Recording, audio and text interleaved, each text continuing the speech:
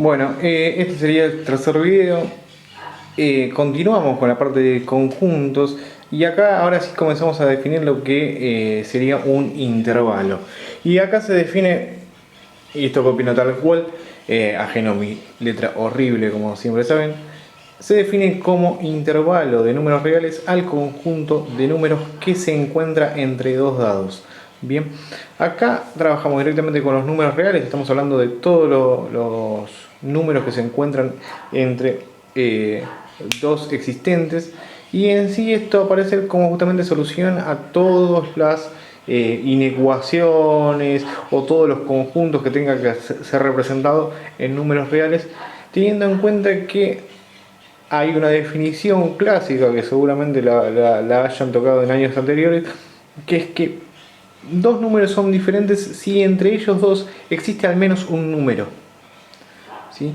Es decir, yo puedo elegir cualquier par de números diferentes y siempre encontrar alguno entre medio. Si no soy capaz de encontrar alguno entre medio, quiere decir que esos dos números son el mismo. Por ejemplo, el 0,9 periódico, se puede hacer una demostración simple de que es el mismo que el 1, porque a su vez entre ellos dos no hay manera de acomodar ninguno, ¿sí? Porque ¿qué número hay más grande que el 0,9 periódico que no sea el 1? Bueno, no es más grande, es exactamente el mismo, porque entre medio de ellos dos no puedo acomodar ninguno. Es más, si hago el pasaje de ese periódico a fracción, voy a caer nuevamente en el 1 entero.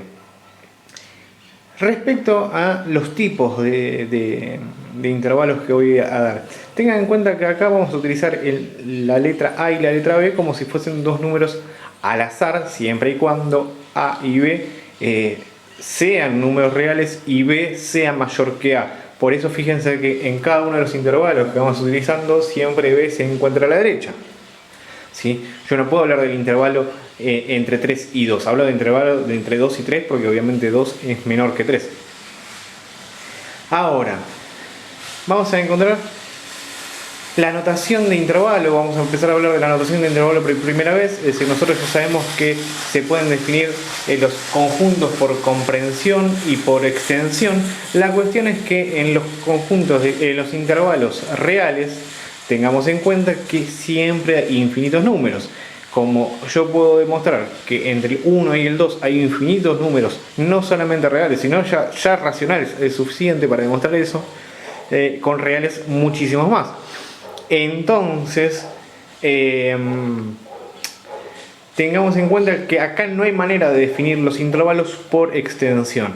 Entonces van a haber tres definiciones o tres maneras de definirlos o anotarlos o expresarlos, mejor dicho, que van a ser la notación de intervalo, directamente lo que es por comprensión, y después lo que es la representación en la recta, que vamos a ir haciendo cada uno en función del nombre o la definición que tenga cada uno. Acá esto del nombre no es necesario cada vez que ustedes llegan a un intervalo como solución, que anoten que es abierto, que es cerrado, porque ya nos damos cuenta directamente cuando incluimos los paréntesis y los corchetes. Primero principal, siempre que nosotros ubiquemos dos paréntesis en un intervalo, vamos a decir que ese intervalo es un intervalo abierto. Es un intervalo que no incluya ninguno de sus extremos. Es como el ejemplo que damos en el video anterior entre el 2 y el 3 con los paréntesis. Bueno, estamos hablando desde el directamente mayor del 2, que te repito, no sabemos exactamente cuál es, por el hecho que siempre que haya dos números diferentes va a haber uno entre medio, por eso es que se anota el intervalo para no incluir ese 2. Y entonces estamos hablando de todos los números que están entre A y B.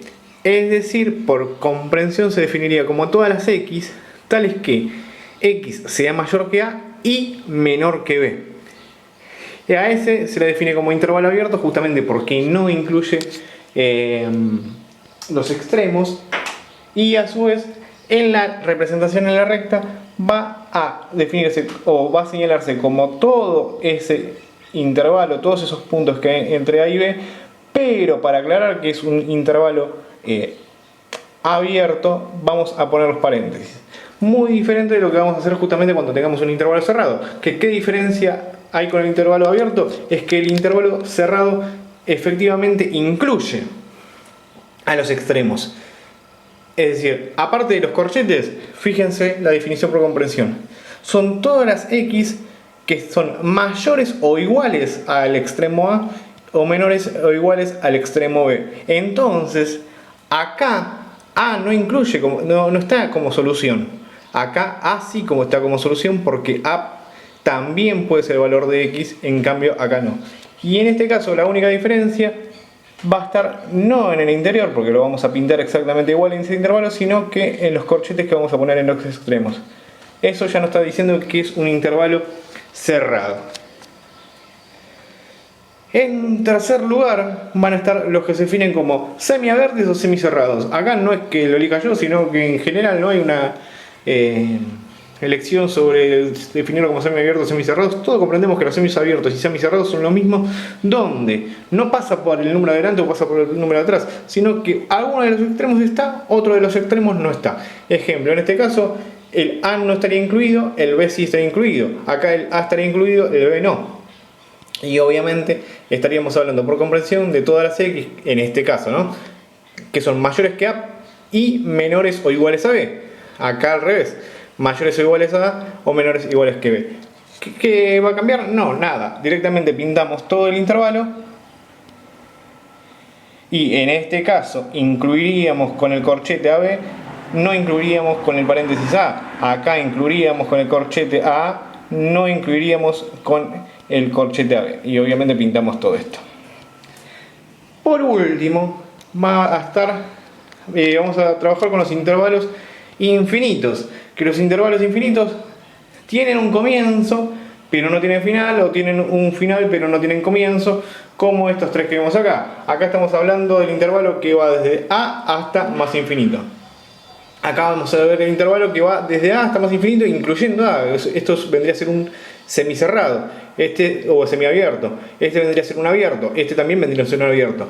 Pero lo que tienen en común todos es que son infinitos, que siguen hasta el infinito.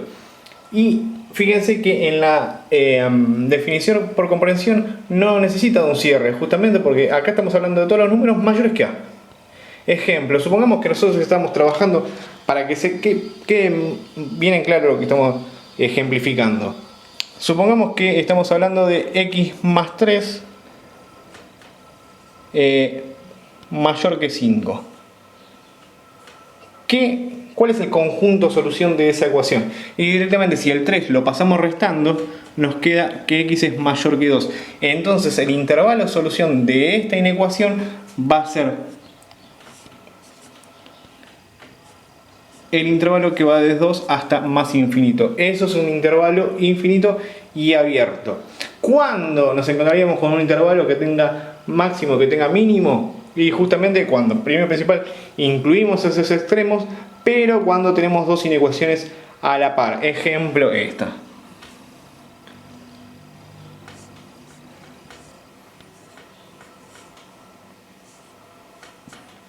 ¿Sí? Esta es una inecuación doble, para decirlo de manera, pero incluye intersecciones, que eso lo vamos a ver en el video que viene. En estos casos, respecto a la representación en la recta que tendríamos que hacer, volviendo a los intervalos infinitos, sería la siguiente. Bueno, desde el A hasta más infinito siempre tenemos en cuenta que la parte positiva está hacia la derecha, la parte negativa hacia la izquierda. Entonces, desde A hacia más infinito, y ponemos el paréntesis. En este segundo caso, lo ponemos con el corchete. En este tercer caso estamos hablando de menos infinito hasta A, entonces hablamos de todo este intervalo. ¿Sí? Bueno, pasamos al cuarto video.